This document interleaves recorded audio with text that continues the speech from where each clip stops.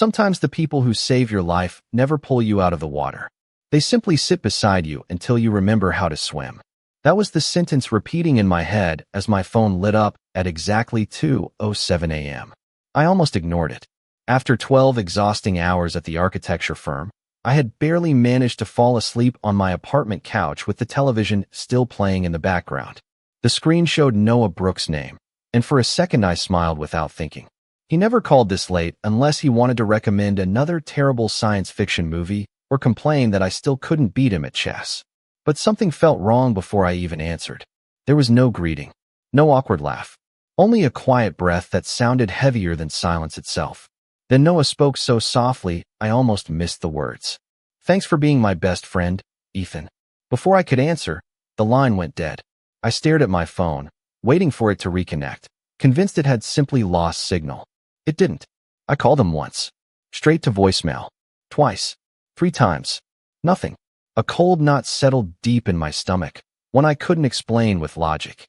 Noah had changed during the past 6 months. Ever since losing his older brother in a car accident, he had slowly disappeared behind polite smiles that fooled everyone except the people who truly knew him. He stopped showing up for our Friday basketball games. He ignored group chats. His camera stayed off during video calls.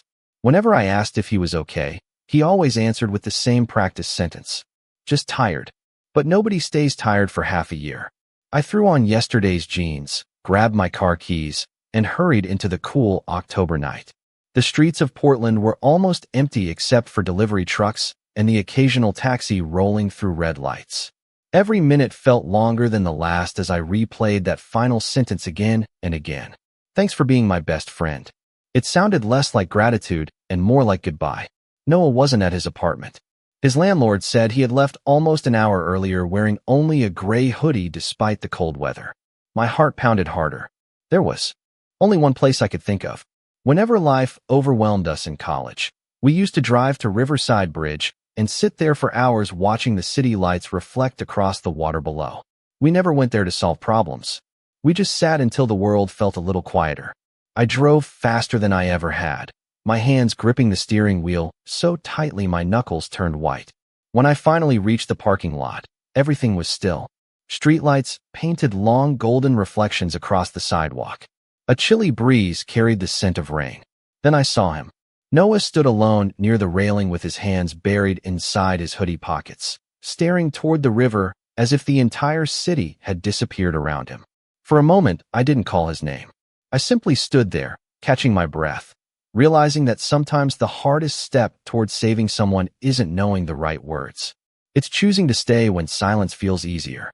Noah did not turn around when he heard my footsteps. His eyes stayed fixed on the dark river below, as if the slow current carried answers neither of us could reach. I stopped a few feet away, careful not to rush him, careful not to fill the silence simply because it frightened me. The wind tugged at the sleeves of his gray hoodie, and for the first time I realized how much weight he had lost over the past few months. He looked smaller than I remembered, like someone who had been carrying an invisible burden for far too long. "You picked up the phone," he said quietly, still facing the water. "Of course I did," I answered. "I always will." He let out a tired laugh that barely sounded like laughter. "You should not have come. Then why did you call me?" The question lingered between us.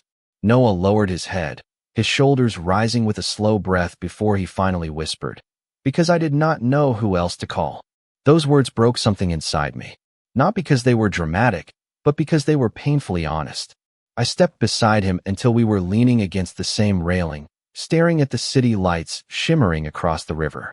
Minutes passed without either of us speaking. We had spent years becoming friends. We had learned that silence was not always empty. Sometimes it was the safest place to tell the truth. Finally, Noah spoke again. "I wake up every morning exhausted. I pretend to smile because everyone expects me to move on. They keep saying time heals everything, but every day feels exactly the same." I listened without interrupting. Every instinct told me to fix it, to offer advice, to promise things would get better. But I knew none of those words would reach him tonight. Instead, I simply asked, "Have you been carrying this alone?" He nodded. I thought if I waited long enough, it would disappear. I looked toward the skyline before speaking carefully. "Then let me carry some of it with you." Noah closed his eyes. A tear slipped down his cheek, and he wiped it away almost immediately, embarrassed that I had noticed. I am tired of pretending to be strong, Ethan. Then do not pretend with me. Another long silence settled over us until Noah finally asked the question that surprised me the most. What if I never feel normal again? I smiled gently, not because I had an answer, but because I wanted him to know he was not facing the question alone. Then we stopped chasing normal. We just focus on tomorrow. He looked at me for the first time that night, his tired blue eyes searching my face as if trying to decide whether I actually believed what I was saying. I reached into my jacket pocket and pulled out my car keys. Here is the deal, I said. Give me the next 30 days. That is all I am asking. Eat one meal with me every day. Answer one text every morning. If you cannot talk, send me a single period. We will take one walk every weekend. No pretending. No pressure. Just 30 days. Noah frowned. And after that, we decide what comes next together. He stared at the keys in my hand before letting out the deepest breath I had heard from him in months. Then, almost too quietly to hear above the wind, he said, Okay, 30 days. It was not a miracle. It was not a promise that everything would suddenly become easy. But as we walked back toward my car beneath the glow of the streetlights, it felt like the first small step away from the darkness and toward a morning neither of us could see yet. The next morning my alarm rang at 6:30, but I had already been awake for almost an hour. I kept checking my phone, wondering if Noah would remember our agreement or quietly disappear behind another wall of silence. At exactly 7 o'clock, the screen lit up with a single message. It was nothing more than a period. Anyone else would have thought it was a mistake, but I smiled with genuine relief. It meant he had kept his promise. I replied with only 3 words. Breakfast. 8:30. He did not answer. Yet when I arrived at the little diner we had visited countless times during college, Noah was already sitting in the corner booth, absent-mindedly stirring a cup of coffee that had long gone cold. His hoodie was the same one from the night before, but at least he had shown up. That alone felt like progress. I slid into the seat across from him without making a big deal about it. We ordered pancakes, scrambled eggs, and orange juice, although Noah barely touched his plate. I did not tell him to eat more. Instead, I started talking about completely ordinary things. A client at work who insisted on changing the office floor plan for the 6th time. A squirrel that had somehow found its way into the parking garage. A neighbor who believed his golden retriever could understand full conversations. Noah listened quietly, and after almost 20 minutes, the corner of his mouth lifted ever so slightly. It was not a laugh, but it was the closest thing I had seen in months. That dog probably is smarter than your client, he muttered. I stared at him dramatically. There he is. I was beginning to think sarcasm had officially gone extinct. He rolled his eyes, and for a brief second the Noah I had known for years returned. That tiny exchange became the highlight of my entire week. We settled into a simple routine. Every morning, I sent him a message before work. Every evening, we took a walk through Washington Park, whether it was sunny or drizzling. Sometimes we talked. Sometimes we counted the ducks in the pond or watched children chase falling leaves across the grass. Other times we simply walked, side by side, saying nothing at all. I slowly realized that healing was not built from grand speeches or perfect advice. It was built from ordinary moments repeated often enough to remind someone that life could still hold quiet comfort. One Saturday afternoon, I convinced Noah to help me shop for groceries. Halfway through the cereal aisle, he suddenly stopped, staring at an enormous display of colorful marshmallow cereal. Remember sophomore year? He asked. You insisted that this counted as breakfast because it contained whole grains. I laughed so hard another shopper looked at us in confusion. You ate 3 bowls before our chemistry final. Noah shook his head. And somehow you still scored higher than I did. Because you spent the entire exam drawing tiny spaceships in the margins. This time he actually laughed. It was short, unexpected, and wonderfully real. Several people glanced toward us, but neither of us cared. As we walked out carrying 2 grocery bags, Noah looked up at the cloudy afternoon sky. I forgot what it felt like, he admitted quietly. What? I asked. He looked at me with tired eyes that seemed just a little brighter than before. To laugh without forcing it. I did not answer right away because I knew better than to interrupt a moment that fragile. Instead, I reached over, took one of the heavier grocery bags from his hand, and together we continued walking toward the parking lot. both of us beginning to believe that even the smallest moments could become the first pieces of a life worth rebuilding. By the beginning of the third week, our routine had become something neither of us questioned anymore. Every morning started with a text. Every evening ended with a walk, a shared meal, or a quiet conversation that wandered from meaningless jokes to memories we had almost forgotten. Noah was eating a little more, sleeping a little better, and even returning a few messages from old friends.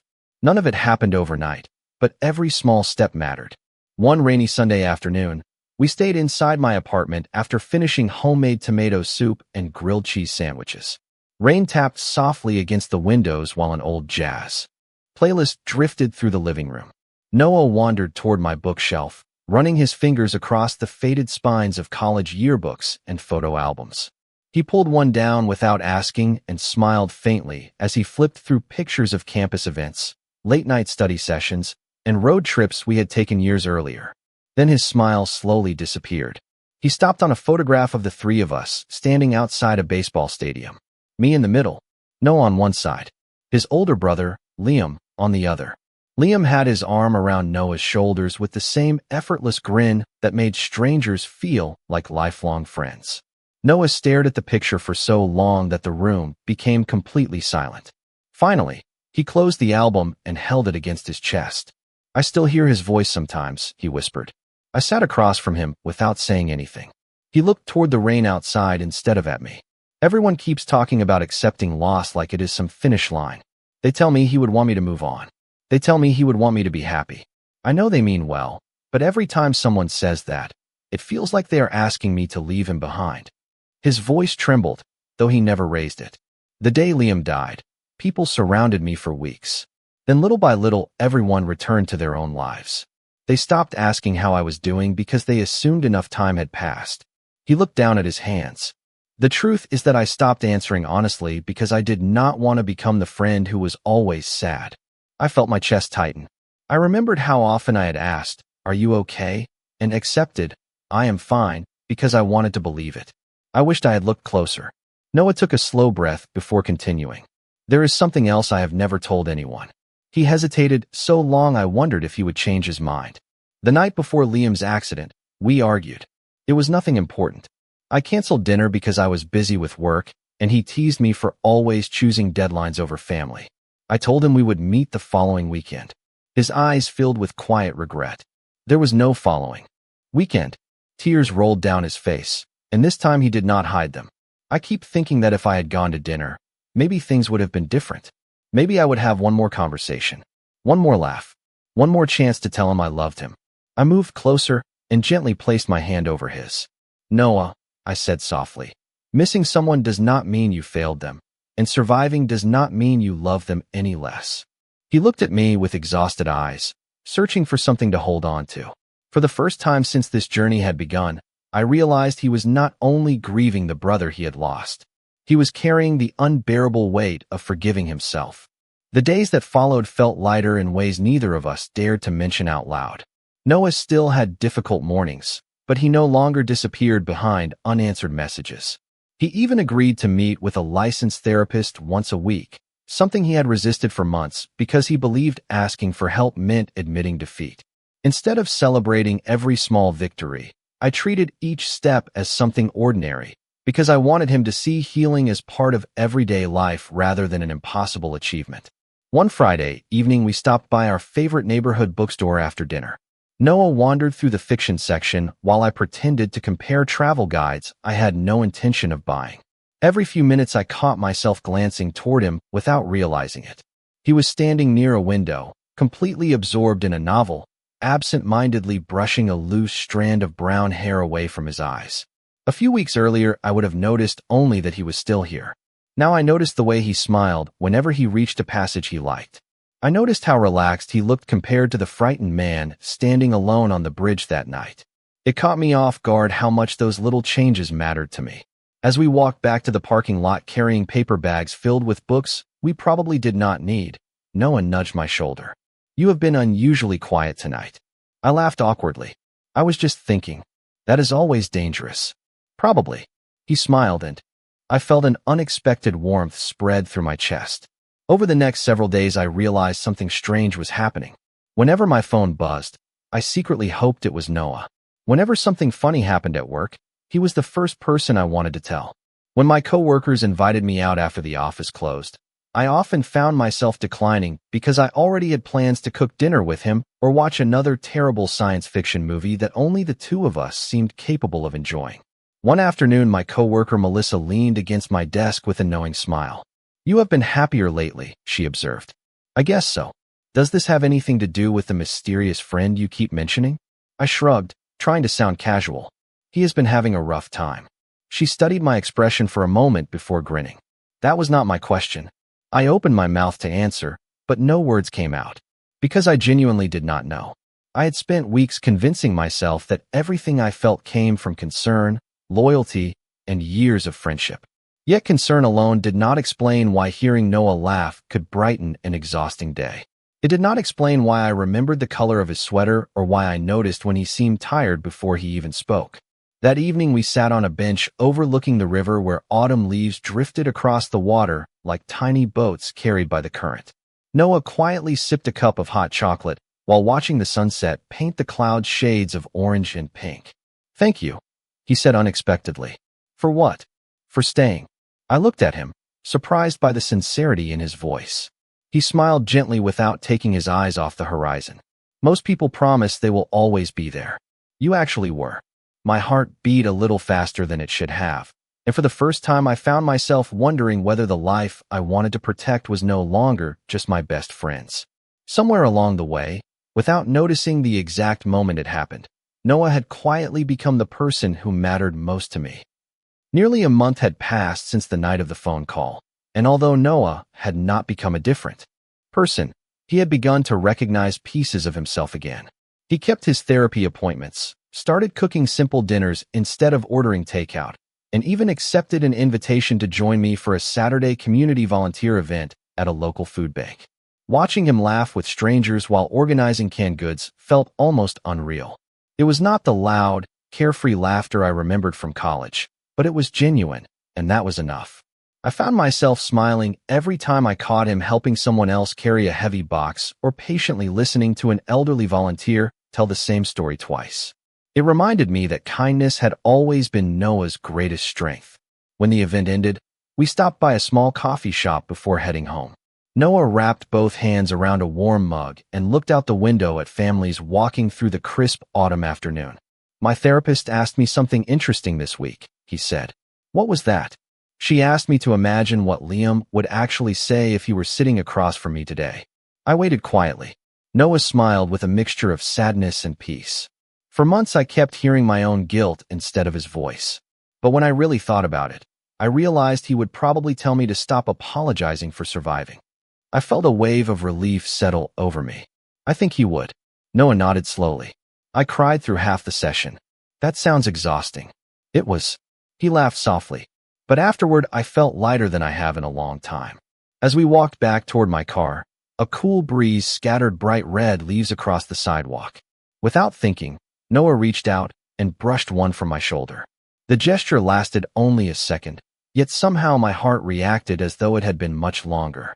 I tried to ignore the feeling, convincing myself that I was simply happy to see my best friend getting better. Still, the truth became harder to avoid. I noticed every small kindness he offered, every smile that returned a little more easily, every conversation that stretched late into the evening because neither of us wanted to say goodnight. A few days later, Noah invited me to his apartment for dinner. It was the first time he had cooked for anyone since Liam passed away. The pasta was slightly overcooked, the garlic bread was a little too crispy, and the smoke detector nearly interrupted dessert, but we laughed until our stomachs hurt. After we cleaned the kitchen together, we settled onto the couch with mugs of hot tea. An old comedy played quietly on television, though neither of us paid much attention to it. Noah looked at me with a thoughtful expression. "You know," he said, "I used to think healing meant waking up one morning and realizing the pain was completely gone. Now I think it is something else." "What do you think it is?" I asked. He looked down at the steaming cup in his hands before answering. "I think healing is discovering that life keeps making room for new memories without asking you to forget the old ones." His words lingered in the quiet apartment long after he finished speaking. As I watched him smile at the movie playing in the background, I realized something with surprising clarity. I no longer stayed because I was afraid of losing my best friend. I stayed because every ordinary moment spent beside Noah had quietly become the happiest part of my own life. The first snow of December arrived earlier than anyone expected, covering the streets in a thin blanket of white that transformed the entire city into something quieter. Noah texted me before sunrise, asking if I wanted to grab coffee before work. It seemed like such an ordinary invitation, yet I caught myself smiling before my eyes were even fully open. Somewhere along the way, seeing his name on my phone had become the favorite part of every morning. We walked through downtown carrying steaming paper cups, our breath forming little clouds in the cold air. Noah looked healthier now. There was more color in his face, and the heavy exhaustion that had once lived behind his blue eyes appeared less often. He still had difficult days, and he never pretended otherwise, but now he talked about them instead of hiding from them. That alone felt like an incredible victory. As we crossed the park, we noticed a local holiday market setting up for the weekend. Wooden booths lined the pathways, decorated with evergreen garlands and strings of warm lights. Noah stopped to admire a table filled with handmade ornaments while I wandered toward another booth selling knitted scarves. Without thinking too much about it, I bought a dark blue scarf because it reminded me of his eyes. When I handed it to him, he looked genuinely surprised. "You did not have to do that," he said. "I wanted to," I replied simply. He wrapped the scarf around his neck and smiled in a way that made the cold morning suddenly feel warmer. "It is my favorite color," he admitted. "I know." The words escaped before I realized what I had said. Noah looked at me curiously, but he only smiled and thanked me again. That evening I found myself replaying the moment over and over. I knew his favorite coffee, his favorite movies, the songs he skipped every time they came on the radio, and even which side of the couch he always chose. Those were not just details you remembered about anyone. They were details you collected because someone mattered deeply. A few days later, Noah invited me to attend a small holiday gathering hosted by his therapy support group. At first I hesitated, unsure whether my presence would make him uncomfortable, but he insisted. The evening was filled with quiet conversations, homemade cookies, and stories from people who had survived seasons of life they once believed would never end. Listening to them reminded me that healing rarely happened alone. On our way back to the parking lot, one of the volunteers, a friendly graduate student named Daniel, caught up with us. He recognized Noah from several group meetings and spent a few minutes joking with him about a board game they had both enjoyed during a recent session. Noah laughed easily, completely relaxed. I should have been happy to see that. Instead, I felt an unexpected knot tighten in my chest. I hated the feeling the moment I recognized it. It was not fear. It was jealousy. The realization unsettled me more than I wanted to admit.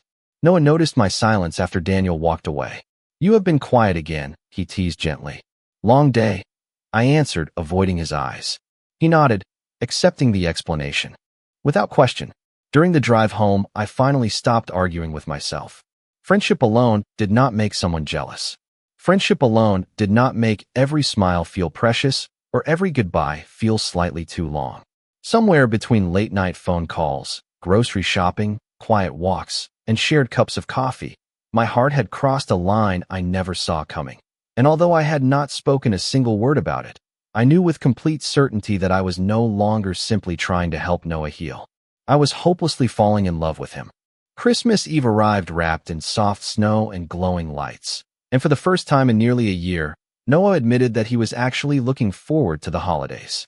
That simple confession felt more meaningful than any gift I could have received. We spent the afternoon wandering through the downtown Christmas market, stopping to sample hot chocolate, cinnamon cookies, and roasted almonds while local musicians played familiar holiday songs beneath strings of golden lights. Noah looked relaxed, his laughter coming naturally now instead of sounding borrowed from happier memories. Watching him smile no longer filled me only with relief. It filled me with hope, and that realization made it impossible to ignore what my heart had been trying to tell me for weeks. Even so, I kept my feelings to myself. Noah had worked so hard to rebuild his life, and the last thing I wanted was to place another emotional weight on his shoulders. I convinced myself that being his closest friend was enough. If that was all I could ever be, I would gladly accept it. As evenings settled over the city, we carried our coffee to Riverside Bridge, the same place where everything had quietly begun to change. Snowflakes drifted through the cold air, settling on the railing and the shoulders of our winter coats. The river reflected thousands of colorful lights from the buildings along the waterfront, making the water look almost like a sky filled with stars. We stood there in comfortable silence until Noah finally spoke. "Do you remember what you asked me the night you found me here?" I nodded. "I asked you to give me 30 days. He smiled. Softly. "You never stopped showing up after those 30 days ended." I laughed. "I guess I forgot to leave." Noah looked down for a moment before taking a slow breath. "There is something I have been trying to say for a long time." My heartbeat immediately quickened, though I tried not to show it. He turned to face me completely, his blue eyes calm but undeniably nervous. "At first I thought I depended on you because you helped me survive the hardest season of my life." He paused, searching carefully for the right words. "Then I realized something during therapy. Recovery gave me enough space to understand my feelings clearly. What I feel for you is not gratitude. It is not obligation. It is not because you rescued me." He smiled with quiet certainty. "I love you, Ethan. I think I have loved you for much longer than I ever admitted to myself." For several seconds I could not speak. Every fear I had carried dissolved into the quiet snowfall around us. I shook my head with a helpless laugh. "Do you have any idea how many weeks I have been trying to convince myself that I was only worried about my best friend?" Noah's eyes widened. "Wait, you."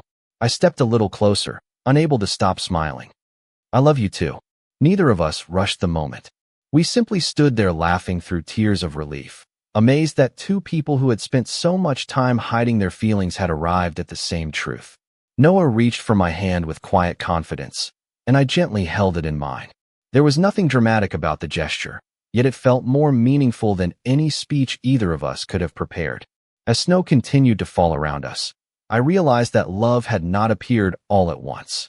It had quietly grown inside every shared breakfast, every evening walk, every honest conversation, and every promise to stay, until one ordinary winter night it finally found the courage to speak its own name. 3 years passed more quietly than either of us could have imagined. Life did not suddenly become perfect after that snowy evening on Riverside Bridge, but it became honest. There were still difficult mornings when Noah woke carrying memories that felt heavier than usual, and there were still evenings when work left me exhausted enough to question whether I had anything left to give. The difference was that neither of us faced those moments alone anymore. We learned that love was not about rescuing another person. It was about walking beside them, especially on the ordinary days when no one else noticed the effort it took to keep moving forward.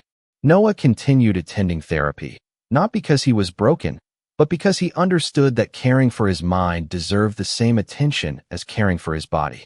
Over time, he also began volunteering with a local organization that supported people struggling with grief, anxiety, and depression. Every Thursday evening, he sat in a small community center, listening to strangers tell stories that reminded him of the person he used to be. He never pretended to have all the answers. Instead, he offered something far more valuable. He listened without judgment. Sometimes that was exactly what someone needed. Watching him encourage others became one of my favorite parts of the week. One afternoon, I arrived early to pick him up after a support meeting. As I waited in the hallway, I overheard a young college student thanking Noah for staying after the session to talk. "You made me believe that healing is possible," the student said quietly. Noah smiled with the same gentle expression I had come to love. "I cannot promise that every day will be easy," he replied. "But I can promise that you do not have to face every day by yourself." Hearing those words, I realized he had unknowingly repeated the same gift I had once tried to give him. The kindness had simply continued traveling from one life to another.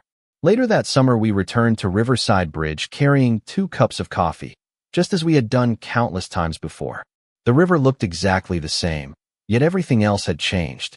Noah rested his head lightly against my shoulder as the evening sun painted the water with shades of gold. "Do you ever think about that phone call?" he asked. I nodded. "Sometimes." He smiled softly. "I almost did not make it." I gently squeezed his hand. "I am very glad you did."